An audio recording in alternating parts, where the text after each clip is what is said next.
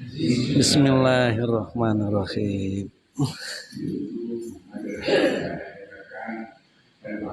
Assalamualaikum warahmatullahi wabarakatuh. Bismillah, alhamdulillah, salatu wassalamu ala rasulillah nabiyina Muhammad ibn Abdillah wa ala alihi wa sahbihi wa mawala la hawla wa la quwata illa billah. Raditu billahi rabban wa bil islami dina wa bi Muhammadin nabiyyan wa rasula. Rabbana zidna ilma warzuqna fahma waj'alna min ibadikas sholihin, amin. Bapak Ibu dan sekalian, jamaah sholat subuh Masjid Al-Ikhwan, kajian ilmu ba'da sholat subuh yang dirahmati Allah. Alhamdulillah kita masih diberi anugerah iman, Islam, dan juga masih sehat jasmani rohani kita. Mudah-mudahan nikmat-nikmat yang kita terima itu membawa kita semakin dekat dengan Allah, membawa kita semakin bahagia karena hati kita semakin khusyuk, tidak ngusuk itu ngosok, semakin khusyuk karena hanya orang yang hatinya khusyuk itu yang radhiyallahu anhum wa radu'an, dia bisa senantiasa ridho bertuhan dengan Allah. Kita dituntun oleh Allah misalkan di dalam Al-Quran surat At-Tahrim, ya, surat At-Tahrim ayat 8, ya, ayat 8. Itu berbunyi begini. A'udzubillahi minasyaitonirrajim. Ya ayyuhalladzina amanu tubu ilallahi taubatan nasuha. Asa rabbukum ayyukaffiru ankum sayyi'atikum wa yudkhilakum jannatin tajri min tahtihal anhar yauma la yujzillagun nabiyya walladina amanu ma'ah nuruhum yas'a baina aydihim wa bi aymanihim yaquluna rabbana atmim lana nurana waghfir lana innaka ala kulli syai'in qadir. Ya ayyuhalladzina amanu, wahai orang-orang yang telah beriman, wong sing duwe iman. Tubu, kembalilah kalian, bertaubatlah kalian. Ilallahi, kepada Allah, jangan kepada yang lain. Taubatan nasuha, dengan pertobatan yang tulus, pertaubatan yang jernih, yang sungguh. Ini memberitahukan kepada kita bahwa orang yang beriman di dalam menjalani hidup itu sesekali kebablasan. Medan keimanan itu ada di dalam perilaku sikap hidup kita. Sing jenenge wong iman itu pada intinya adalah keyakinan hidup yang selalu ma'iyah, selalu bersama dengan Allah. Wong iman niku asline ainama tuwallu wujuhakum fathamma wajhullah. Kemana saja wajah dipalingkan, kemana saja kaki dilangkahkan, pikiran hati itu tertambat dan tertuju kepada Allah. Iku wong iman.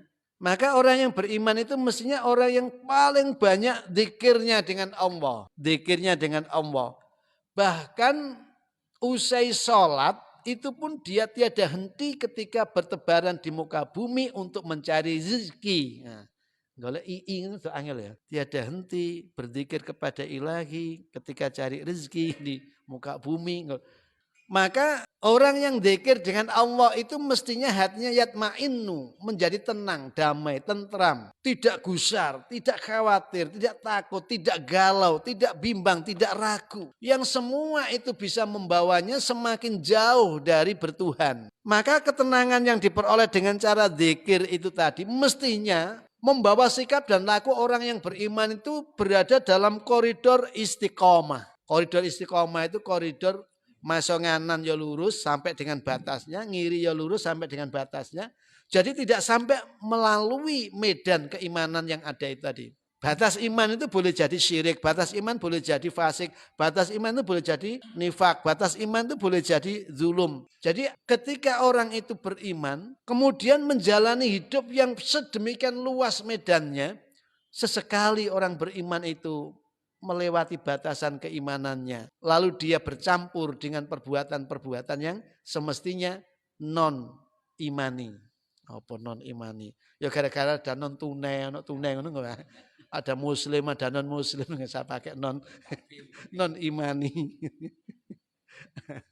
Jadi ada medan keimanan. Yang orang beriman itu sesekali melampaui batas. Ketika manusia yang beriman tadi itu menjalani hidup yang sangat luas duniawi yang sedemikian tidak kelihatan tepi batasnya ini, sesekali dia melompat dari batasan-batasan imaninya, lalu terjerumus dalam kefasikan, terjerumus dalam kezaliman, terjerumus dalam kenifakan, terjerumus di dalam keinadan, kemaksiatan. Oleh Allah diseru, tubuh, baliklah kalian semua. Baliklah kalian semua. Kembalilah kalian semua ilallah kepada Allah. Kenapa tidak ilayya kepadaku gitu ya.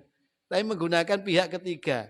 Padahal seruannya, hei yang beriman, mestinya kan balik awakmu nang aku. Orang itu kalau sudah tersesat jalannya, kesasar jalannya, ikut dikongkon langsung menuju kepada inti daripada perubahan. Angel Pak, angel. Mula di sini kalimatnya ilallah menuju kepada esensi daripada pertobatan itu adalah Allah. Karena apa? Antara Allah yang mengajak itu dengan orang yang diseru ada jarak. Apa yang menjadi jarak antara dia? Adalah kemaksiatan yang ia lakukan itu. Sehingga tidak menyebut ilayya. Balik o taubat no awak munang aku. Orang ngono tapi taubatlah kepada Allah. Sehingga seolah-olah wong kunik salah nanggone pihak kedua Pak. Iku nek disebut no langsung pihak kedua. Iku biasanya malah tersinggungin nemen. Jadi seolah-olah di dalam ayat ini Allah menyeru wahai yang telah beriman. Ketika mereka yang beriman itu dalam keadaan melampaui batasan keimanannya, tenggelam dalam penyakit-penyakit iman tadi itu, tubu ilallah. Bukan tubu ilayya, tubu ilallah. Balik nang Gusti Allah iku butuh tahapan, butuh proses. Maka disebut taubatan nasuha. Dengan pertobatan yang tulus, yang murni. Jangan karena kamu belum saatnya, lalu bertobat akhirnya istilahnya apa itu? Kapok lombok ya, tomat. Tobat terus kumat. Ya. Jadi akhirnya tubuh ilallah itu menjadi permainan. Bukan kesadaran diri dari keinsofan. Dari kejernihan nalar dan ketenangan hati. Maka tubuh taubatan nasuha. Jadi ada penyesalan. Bahkan di dalam hadis itu dia merasa enggan. Allah yang udah ilaih. Enggan untuk melakukan lagi. Seolah dia hendak dibakar. Jadi taubat itu sampai rumongso adem panas lah ya, awak itu adem panas. Baru yang berikutnya itu ikuti dengan amal-amal yang solih. Karena amal solih itu akan membunuh benih-benih keburukan yang akan tumbuh. Selain menghapus bekas-bekas keburukan itu. Tubuh taubatan nasuha. Maka ajilut taubah qoblal maut, ajilus sholah qoblal faut. Segera tunaikan sholat sebelum entek waktune. Tunaikanlah pertobatan sebelum ajal menjemput. Nah. Asarobukum ayo kafiru angkum sayiatikum. Boleh jadi Tuhan yang mengatur hidupmu itu akan menutupi dari kalian keburukan-keburukan kalian. Makanya asarobukum ayo kafiru angkum sayiatikum. Boleh jadi moga-moga mudah-mudahan perbuatanmu yang tubuh taubatan nasuha tadi itu oleh Allah dijadikan sebagai renso untuk menutup membersihkan terhadap keburukan-keburukan yang kau kerjakan. Nah, sampai dengan nanti wa yudkhilakum jannatin tajri min tahtiha al-anhar. Nanti kalau sudah ditutup yang jelek-jelek itu menjadi layak untuk masuk ke dalam surga. Siapa yang masukkan? Ya Gusti Allah. Karena itu jenengan gak usah jadi orang yang sedih. Ketika melihat bahwa diri ini penuh dengan kekeliruan, kesalahan. Yaumala yujzillagun nabiyya walladina amanu ma'ah. Hari di mana tidak Allah itu memberikan imbalan atau menghilangkan terhadap akibat-akibat perbuatan itu an-nabiyya kepada nabinya waladina amanu dan juga kepada orang-orang beriman ma'ahu bersama dengannya nabi. Pada hari itu tidaklah orang yang beriman dan nabi itu menjadi nista karena penghinaan-penghinaan daripada orang yang memang melakukan perbuatan nista. Hidup itu artinya orang itu secara dinamis, secara terus-menerus melakukan pertarungan untuk menunjukkan bahwa di antaramu siapa yang paling baik, siapa yang layak untuk diperhitungkan. Asli kehidupan itu seperti itu. Kadangkala orang yang telah berlebih di dalam mengangkat dirinya dalam kebaikan, lalu memposisikan dirinya itu serba dalam kecukupan, dalam kebaikan, perilakunya kepada yang lain dianggap menista, menghinakan. Wong-wong kafir, iku meyakini, mempercaya yang dikerjakan itu adalah kebaikan. Maka melihat yang dikerjakan Nabi dengan orang-orang yang bersama dengan Nabi, itu kehinaan. Ibarat bumi, ketika yang sebelah ini tersinari mentari, sebelahnya menjadi bayangan yang gelap. Maka terjadi siang dan malam. Orang yang melakukan kebaikan semakin baik di hadapan orang yang jahat. Perilaku baiknya orang itu sangat buruk bagi pandangan dia. Maka hari di mana Allah tidak akan pernah menghilangkan terhadap apa yang dikerjakan Nabi dan orang-orang beriman. Itu terus menyatu dengan apa yang ada pada diri beliau. Kenapa? Iman tadi itu menjadi perekat, Pak. Makanya kemarin saya sampaikan, jirahilah, bentengilah diri kita dalam hidup ini dengan amal-amal kesolihan. Karena yang bisa menolak kemadorotan macam-macam itu ya amal solih itu. Perbuatan-perbuatan baik yang dikerjakan manusia itu bisa menghindarkan keburukan yang menimpa pada dirinya.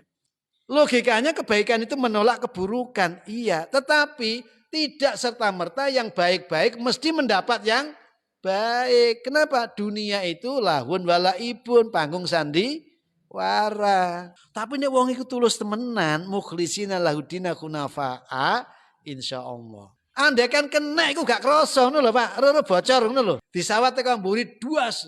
Kena, tapi gak kroso. Roro, lho kok netes iki? Ngono lho. Karena itu ada hari di mana para nabi dan juga pengikutnya itu tidak akan kehilangan kehormatan ketika di dunia itu dinista, dilecehkan. Nuruhum yas'a baina aidihim.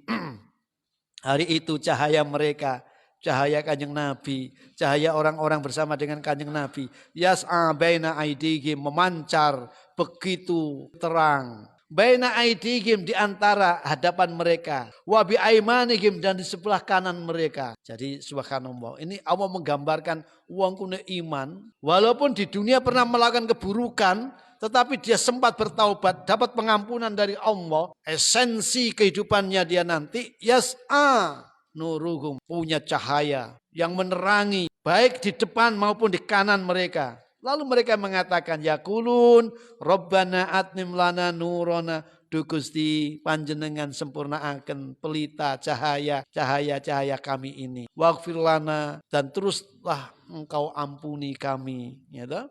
Innaka ala kulli syai'in qadir, sesungguhnya engkau atas segala sesuatu maha menentukan. Subhanallah, indahnya orang yang iman walau sudah terjatuh dalam keburukan, punya kesempatan kembali taubat nasuha. Lalu cahaya yang esensial, yang utama pada dirinya menerangi depan, di kanannya. Lalu hatinya terus tertambat, ya Allah, ojo entek cahaya iki. Nah, ojo entek cahaya iki. Wong entek peteng malih kula. Pun peteng Pak Bandria. Monggo. Terima kasih, mudah-mudahan tidak puas. Dan kemudian mencari referensi lagi, ketemu buku-buku yang lebih sempurna. Hadana wa yakum nasrum minallah wa fatun qarib. Saya akhiri, kurang lebihnya mohon maaf. Assalamualaikum warahmatullahi wabarakatuh.